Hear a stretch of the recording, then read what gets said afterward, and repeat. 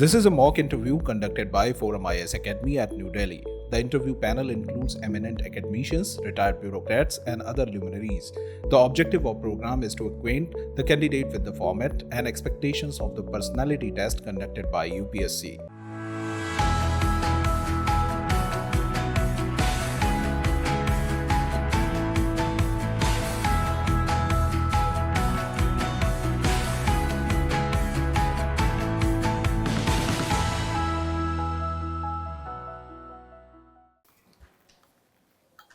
So may I come in? Please come in.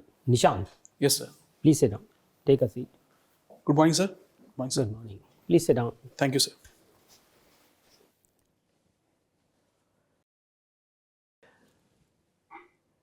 Nishant, you were working as an intern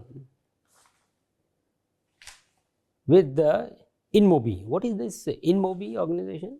And that only for 5 months? Yes, sir. It's part of the college curriculum, the 6-month internship. Yeah, yes, sir. 𝐂𝐚𝐬𝐫𝐢 is a mobile advertising company. It's now one of the unicorn startups of India. What exactly does it do, this company? So the company is a mobile advertising company. No, that I understand, yeah. You said it's a startup kind of, it has become a unicorn now. So what is, it has become unicorn, you said, no? Yes. So what does it do? क्या करता है ये? What are its operations? Sir, it displays ads on the on mobile applications. All right. Okay. Yes, sir. You did your MSc, chemistry. Yes, sir. From 𝐵ITS Pilani, which is a very fine institution, but you are taking geography as your option after doing your masters in chemistry, and then you attend your bachelor's of engineering in chemical engineering, that too from 𝐵ITS Pilani. Sir, I knew that this could take some time for me, so I wanted something new that I could sustain for at least 2-3 years. That was my primary reason to find a new subject that I could start from fresh. I'm unable to understand. So why geography? Why not history then? What I did was I studied a little bit of all subjects. Geography particularly stuck to me because from what I studied in the beginning, it was a very scientific subject. There was especially in physical geography, there was a lot of discussion on various climatic forces as well as radiations, longitudes like land. So you thought that with your science background, geography is a better subject. It has got some kind of synergy. Yes, sir. That is what you thought. All right, very good. Your mother's name is Saraswati Devi. Tell me about Saraswati River. Sir, it's now believed to be a paleo river. Earlier, people used to believe that it's merely a mythical river, but now it is believed that it was part of the Ghaggar-Hakra paleo channel, which flowed southwards, westwards towards Rajasthan and Gujarat from the Himalayas. So, well, there is a concept called Sapta Sindhu, and it has got reference in Rig Veda as well as in Avesta. What is meant by Sapta Sindhu? So, it's a Sanskrit term which means 7 rivers. All right. So, and in Avesta, Hafta Hindu. Instead of S, they pronounce Ha. Yes, sir. That's why anybody living on this side of the river Sindhu was not a Hindu. Yes, sir. Right. Yes, sir. So what is this 7 rivers? So what are these 7 rivers? Sir, these are the Indus River and its tributaries. Sir, we have the primary Indus River. Its tributaries include Jhelum, Chenab, Ravi, and Satluj. Okay. So, कुल total कितनी 5 हुई तो Punjab. But so we call it Sapta Sindhu. Yes, so sir. there must be 7 rivers. So where are other 2 rivers? Sir, I'm not exactly sure, but I can venture a guess. So I think I failed to mention the river Beas, as well as I think they included river Saraswati in that as well. No, but Vyas was part of those 5 rivers. Huh? Yes, sir. Sir, Beas, including Beas, it makes 6 rivers, the river Indus and its 5 tributaries. And the 7th river might be the Saraswati River. All right, okay. There is a lot of controversy on the appointment of judges in the Supreme Court. A lot of views are there. What are your assessment? What should be there? And how can we address this particular issue? Sir, I believe that India is the only country in the world where the judiciary itself is appointing judges. So I believe that it's fine to say that that the judicial independence is a basic structure of the constitution, but it does not mean that there cannot be any sort of checks and balances. So you want to check the authorities and the powers of collegium? Yes, sir. Sir, I would believe that a revised form of the National Judicial Appointment Commission, NJAC. What? So what changes would you like to bring in? So the last time I believe that it was equally divided between judicial members as well as members from the executive. So perhaps the number of the judicial members could be increased so that we can still maintain judicial supremacy in the council, but we can introduce transparency by having members from the executive as well as the legislative. All right. Thank you very much. I'll request my colleague to take over. Okay, Nishant. What is the exact meaning of your name, Nishant? Sir, my name is a combination of 2 Sanskrit words, which are Nisha, which means night, and Ant, which means end. So literally, it means the end of night or morning. Metaphorically, night also means a period of suffering. So metaphorically, it also means end of suffering or emergence of peace. Okay, good. I can see you belong to Delhi, right? So let me ask you a very unique question. Can you define a typical Delhi wala? Some special feature which a Delhi wala possesses? Some positive, some negative. Sir, I believe a lot of our identity also comes from how people outside of Delhi describe us. So it's hard for me to state from my own how people from Delhi differ in temperament from other people. But I would say that I've usually found people from Delhi to be more resourceful and resilient to adversity. In terms of negative, I've heard from people outside of Delhi that they find people from Delhi very abrasive and aggressive. Anyway.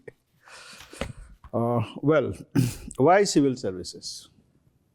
Why not any other profession? Sir, what I believe is that a person truly develops only when he bears some sort of responsibility. Civil services is one of the few avenues that are available to me that would bestow on me a heavy responsibility at a younger age. So that is my primary reason that by bearing such a heavy responsibility, I would also improve myself so that I can also improve the life of people around me as well as society at large. One of the next major reason for me is that it's essentially a generalist position.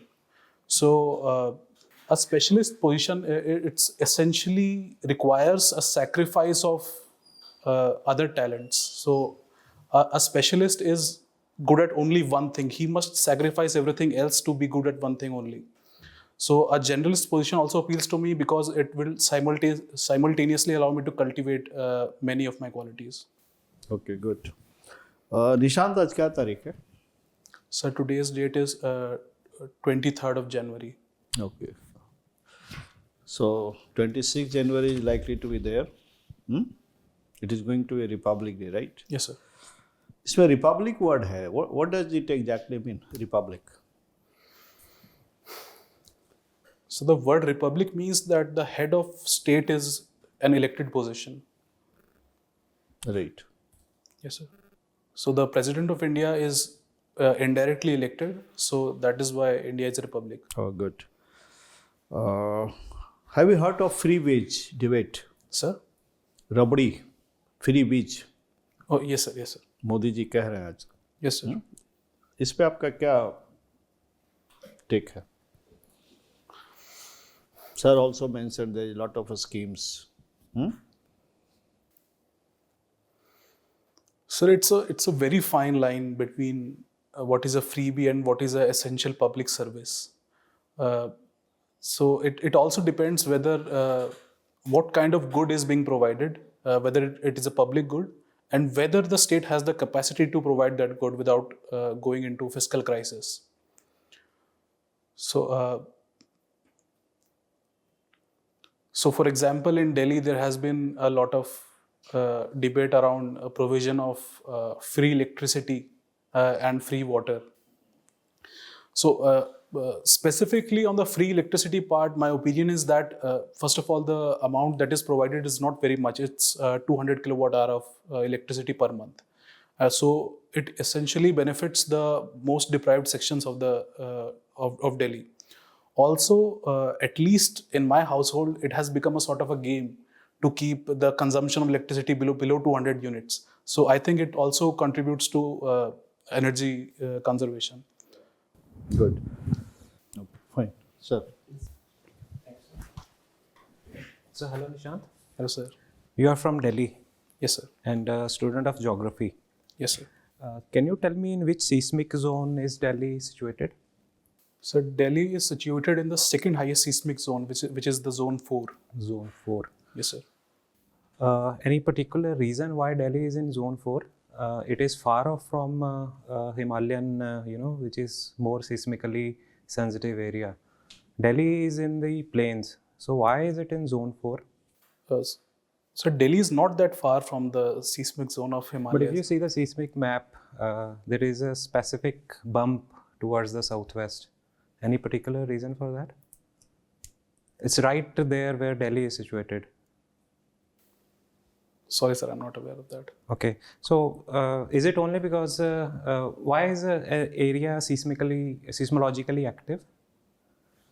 So the major reason is that it is situated close to the boundary of tectonic plates. Tectonic plate, and there are intra-plate earthquakes also. Yes, sir. And why do they happen? Sir? Why do the intra-plate earthquakes happen? So some are due to hotspot activity, hotspot volcanic activity. Okay. Some are also due to anthropogenic activities such as Okay. building of heavy reservoirs, and it disturbs the isostatic balance. Okay. Fault. What is a fault?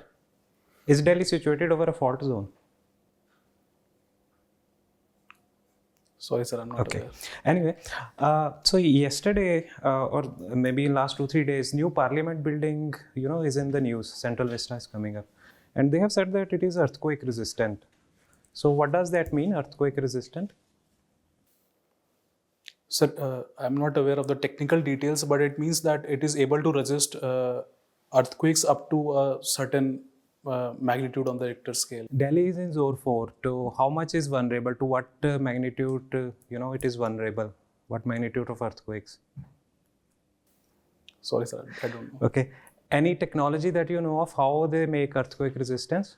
As an engineer, what can you think of? What could be the factors to make buildings earthquake resistant? So first of all, it's the use of resistant building material. For example, Japan uses wood instead of concrete. There are techniques to shield the base of the building by use of rubber and steel bumper plates, which ensures that the building sways along with the Shock absorber. You can Yes, say. sir. Very right. So talking about the new parliament building, any idea how much is the capacity? No, sir, I don't recall. Sorry. Okay. It is said, you go to the Central Vista site, it is said that, the capacity is taking into account the potential expansion.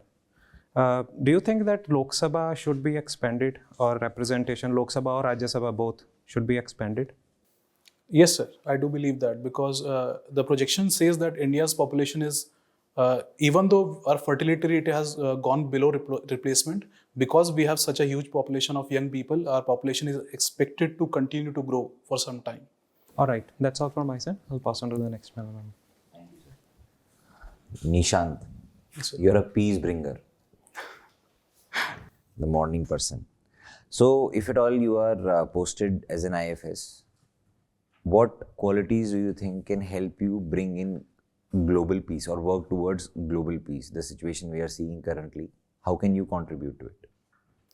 Sir, I believe that the only way forward towards all the global conflicts is a diplomatic approach. It's to bring both parties to the table.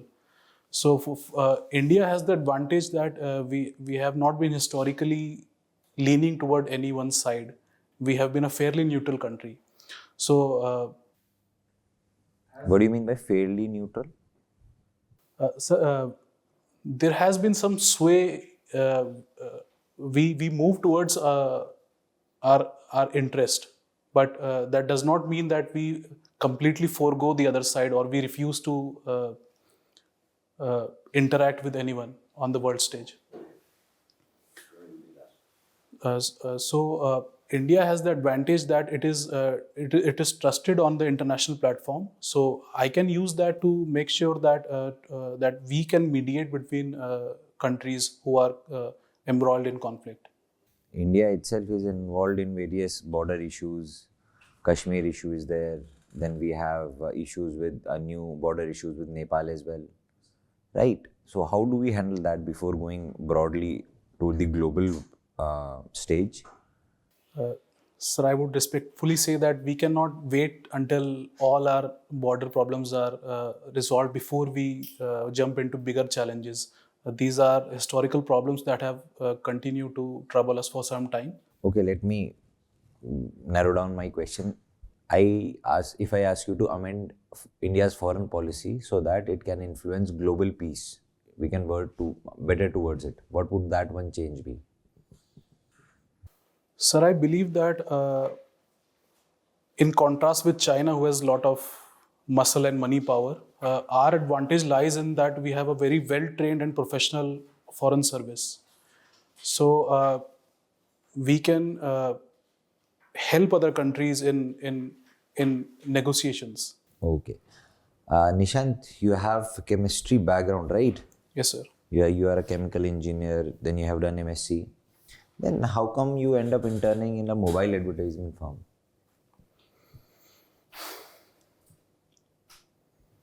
Sir, I was looking for a change, and it was also a matter of the opportunities that were available to me. So, you have done your schooling from Delhi, you have done your chemical engineering from Rajasthan and MSc also. Then you went on to marketing firm. Then you went on to take your optional geography in UPSC, altogether new field. So isn't that too much change you are seeking? Isn't that a sign of inconsistency, so as to say? Sir, I would beg to differ again because the internship part it was around 5 to 6 months to see whether I would be a good fit in corporate India. I have stuck with this civil service preparation for at least 4 years now, and I have faced many adversities. I had second thoughts whether I should pursue other options, but I think I don't think that my behavior would indicate that I am a very flighty person. Okay, got your point. Thank you.